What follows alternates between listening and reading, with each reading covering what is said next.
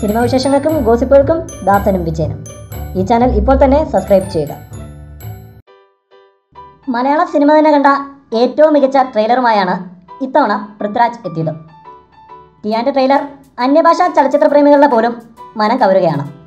Trailer കാണുന്ന ആരും ഇതൊരു മലയാളം ചിത്രത്തിൻ്റെ ട്രെയിലർ തന്നെയാണോ എന്ന് സംശയിച്ചേക്കാം.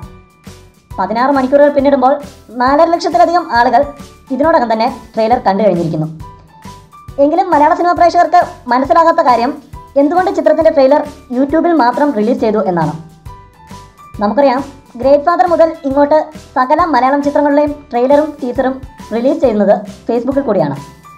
ഒപ്പം കൂടുതൽ വ്യൂസ് നേടുന്നതോടെ ചിത്രം പല റെക്കോർഡുകളും തകർത്തെന്ന് വാർത്തകളും സൃഷ്ടിക്കാം. ഇത് ചിത്രത്തിന് നേടിക്കൊടുക്കുന്ന പ്രമോഷനും വളരെ വലുതാണ്. ഗ്രേറ്റ് ഫാദറും വില്ലനും ഡിവിൻ്റെ റിച്ചിയും എല്ലാം ഇതിന് ഉദാഹരണം. ഡിവിൻ്റെ റിച്ചിയുടെ ടീസർ തമിഴിലെ നോൺ രജനികാന്ത് റെക്കോർഡുകൾ തകർത്തെന്നുവരെ അന്ന് വാർത്തകൾ ഉണ്ടായിരുന്നു. പക്ഷേ പൃഥ്വിരാജും ടിയാൻ ടീമും എന്തുകൊണ്ടോ ഈ മാർക്കറ്റിങ്ങിന് മുതിരുന്നില്ല. ഫേസ്ബുക്കിൽ റിലീസ് ചെയ്ത് വില്ലൻ്റെ ടീസർ ആദ്യ ദിനം തന്നെ 30 ലക്ഷത്തിലധികം വ്യൂസ് നേടിയിരുന്നു. എന്നാൽ ആദ്യ ദിനം ടിയാൻ ട്രെയിലർ 10 ലക്ഷം തന്നെ കടക്കാൻ സാധ്യത കുറവാണ്. യൂട്യൂബിൽ മാത്രം റിലീസ് ചെയ്ത് ഇത്രത്തോളം പ്രേക്ഷകരിലേക്ക് ചിത്രം എത്തിക്കാൻ സാധിക്കില്ല. ഒരുപക്ഷെ ട്രെയിലറിൽ തന്നെ പ്രേക്ഷകരെ തിയേറ്ററിൽ എത്തിക്കാനുള്ള സ്റ്റാഫ് ഉണ്ടെന്നുള്ള ആത്മവിശ്വാസം ഉള്ളതുകൊണ്ടാവാം അണിയറ പ്രവർത്തകർ ഇത്തരത്തിലുള്ള ഒരു മാർക്കറ്റിങ്ങിന് മുതിരാത്തത്. ഒപ്പം ഇതിലൂടെ യൂട്യൂബ് ബിസിനസ്സും ലക്ഷ്യം വെച്ചിട്ടുണ്ടായിരിക്കും.